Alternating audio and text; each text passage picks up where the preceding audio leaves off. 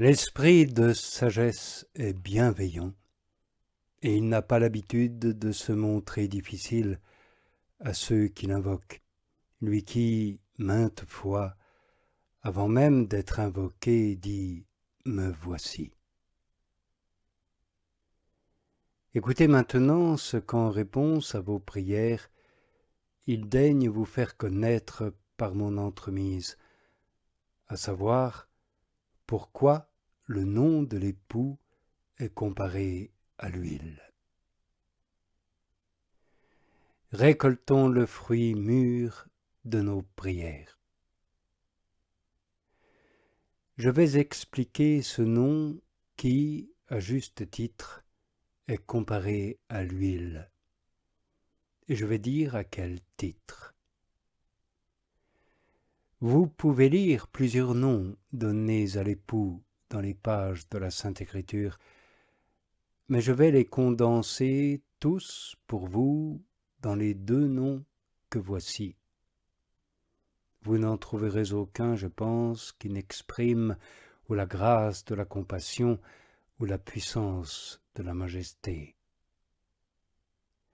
C'est ainsi que l'Esprit parle par la bouche de son interprète habituel. J'ai entendu ces deux vérités, que la puissance est à Dieu, et à toi, Seigneur, la miséricorde. Aussi, si l'on considère la majesté, saint et redoutable est son nom. Si l'on considère la compassion, il n'y a pas sous le ciel d'autre nom donné aux hommes par lequel nous devions être sauvés. Mais cela sera plus clair avec des exemples. Voici, dit l'Écriture, le nom dont ils vont l'appeler, le Seigneur notre justice. C'est un nom de puissance. Et d'autre part, on lui donnera le nom d'Emmanuel, ce qui évoque la miséricorde. Et l'Esprit dit encore de lui-même, « Vous m'appellerez Maître et Seigneur ». Le premier nom fait allusion à la grâce, le second à la majesté.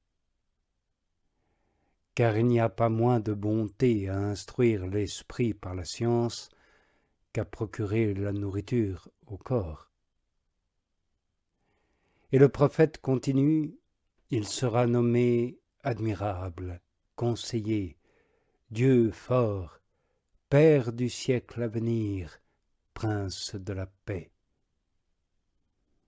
Le premier, le troisième, le quatrième font entendre la majesté, les autres, la compassion. Et quel est celui d'entre eux qui se répand comme une huile?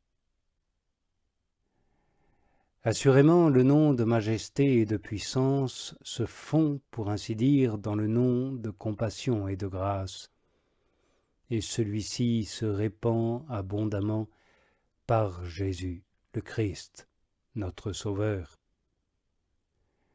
Par exemple, le nom de Dieu ne se fait-il pas liquide pour se dissoudre dans cet autre nom de Dieu avec nous, c'est-à-dire Emmanuel? L'admirable vient se dissoudre dans Conseiller, Dieu fort dans Père du siècle à venir, ainsi que dans Prince de la paix. Seigneur notre justice se fond dans Seigneur miséricordieux et compatissant. Je ne dis rien de nouveau.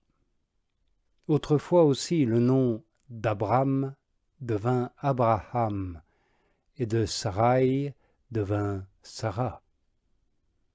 En cela, sachons reconnaître l'antique préfiguration du mystère de notre salut, célébré dans l'effusion du nom de Jésus. Où est-il désormais ce nom qui, du temps de nos ancêtres, retentissait sans cesse comme un tonnerre, aussi terrible que fréquent? Je suis le Seigneur. Aujourd'hui, on m'apprend une prière qui commence par le doux nom de Père, ce qui me donne confiance.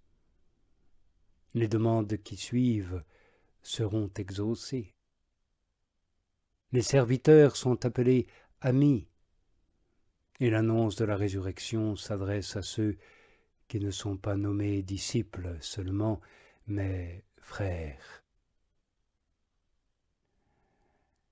Je ne m'étonne plus si, une fois la plénitude des temps venue, il y eut effusion du nom. Alors Dieu accomplit ce qu'il avait promis par le prophète Joël, et il répandit de son esprit sur toute chair. Je lis en effet que quelque chose d'analogue s'est passé jadis, chez les Hébreux aussi. Je crois que vous devinez et savez déjà ce que je veux dire. Quel était en effet le sens de la première réponse donnée à la question de Moïse ? Je suis celui qui suis. Et celui qui est m'a envoyé vers vous. Je ne sais si Moïse lui-même aurait compris cette réponse s'il n'y avait pas eu une première effusion du nom. Mais en fait, le nom a été proféré et compris. Et non seulement proféré, mais répandu. En effet, il était déjà infus. Les cieux déjà le possédaient. Déjà il était connu des anges. Après, il a été envoyé sur terre, et ce nom infus dans l'esprit des anges, qui seul le détenait, a été répandu également dans le cœur des hommes. Ainsi, si l'odieuse obstination d'un peuple ingrat ne s'y fût opposée, depuis lors la terre pouvait s'écrier avec raison « Ton nom est une huile répandue ». Car il dit « Je suis le Dieu d'Abraham, le Dieu d'Isaac, le Dieu de Jacob. » Accourez, nation, le salut est à portée de main. Le nom a été répandu, et quiconque l'invoquera sera sauvé. Oui, le Dieu des anges s'appelle aussi le Dieu des hommes. Il a versé l'huile sur Jacob, et elle est tombée sur Israël. Dites à vos frères, donnez-nous de votre huile. S'ils refusent, implorez le Seigneur de l'huile d'en verser sur vous aussi. Dites, enlève notre déshonneur, Seigneur. De grâce que l'homme malveillant n'insulte pas ta bien-aimée.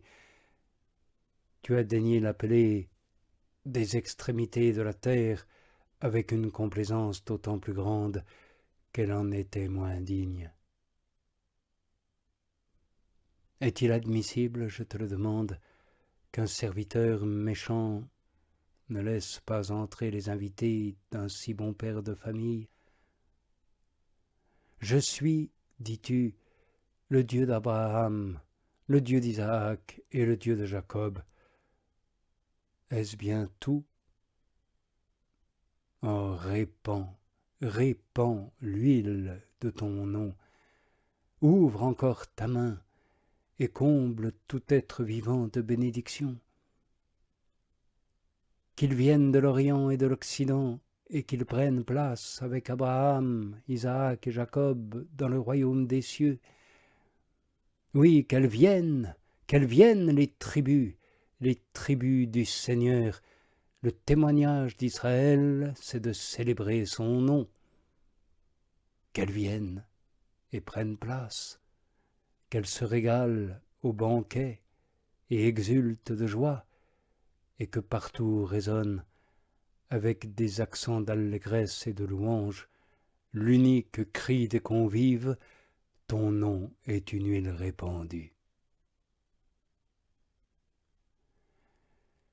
Je ne sais qu'une chose. Si nous avons André et Philippe pour portiers, nous n'essuierons aucun refus. Nous tous qui demandons l'huile, nous tous qui voulons voir Jésus et faire sa volonté. Sans délai, Philippe le dira à André. André et Philippe ensemble le diront à Jésus. Et que dira Jésus? Sûrement ce qu'il a déjà dit. Si le grain de blé qui tombe en terre ne meurt pas, il reste seul. Mais s'il meurt, il porte beaucoup de fruits. Que le grain meure donc, et que se lève la moisson des nations. Oui, il faut que le Christ souffre et ressuscite d'entre les morts, et qu'on prêche en son nom la conversion et le pardon des péchés, non seulement en Judée, mais aussi parmi toutes les nations. Alors de ce nom unique de Christ, des milliers et des milliers de croyants tireront leur nom de chrétiens et diront « Ton nom est une huile répandue ». Je reconnais en effet ce nom pour l'avoir lu dans Isaïe. Il appellera ses serviteurs d'un autre nom, et celui qui sur la terre sera béni en ce nom sera béni par le Seigneur. Ô nom béni, huile partout répandue. Jusqu'où? Du ciel elle ruisselle sur la Judée, et de là sur toute la terre. Et du monde entier s'élève la voix de l'Église, ton nom est une huile répandue. Répandue, oui, car elle n'a pas seulement inondé cieux et terre, mais elle a aussi irrigué les enfers, si bien qu'au nom de Jésus tout genou fléchit chez les habitants des cieux, de la terre et des enfers, et que toute langue confesse, ton nom est une huile répandue. Voici le Christ, voici Jésus, l'un et l'autre nom infus dans l'esprit des anges, l'un et l'autre répandu dans le cœur des hommes, ces hommes qui, comme des bêtes, croupissaient dans leur fumier. Ainsi ce nom sauve les hommes et les bêtes, selon la surabondante miséricorde de Dieu. Oh, combien ce nom est précieux, et combien il est commun. Commun, mais salutaire. S'il n'était pas commun, il ne se répandrait pas sur moi. S'il n'était pas salutaire, il ne me profiterait pas. Je participe au nom, je participe aussi à l'héritage. Je suis chrétien, je suis frère du Christ. Si je suis ce que mon nom exprime, je suis héritier de Dieu, co-héritier du Christ. Faut-il s'étonner alors si le nom de l'époux a été répandu, puisque lui-même l'a été aussi. En effet, il s'est anéanti lui-même, prenant la condition de serviteur. C'est pourquoi il dit « J'ai été répandu comme de l'eau ». La plénitude de la divinité habitant corporellement sur la terre a été répandue afin que nous tous, traînant un corps de mort, nous ayons part à cette plénitude. Imprégnés ainsi de cette odeur de vie, nous pouvons dire « Ton nom est une huile répandue ». Oui, voilà le nom qui a été répandu. Et comment? Et en quelle mesure?